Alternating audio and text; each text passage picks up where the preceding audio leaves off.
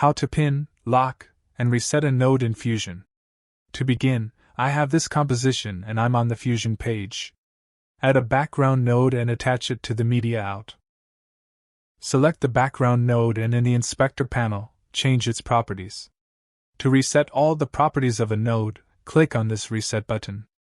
If you want to not be able to change the properties of a node, click on this lock button. Click on the lock button again to unlock the node. If you want to always keep a node's properties in the inspector, click on this pin button. So, now if I add another node and click on it to open it in the inspector, my background node still is in the inspector panel, because I pinned it.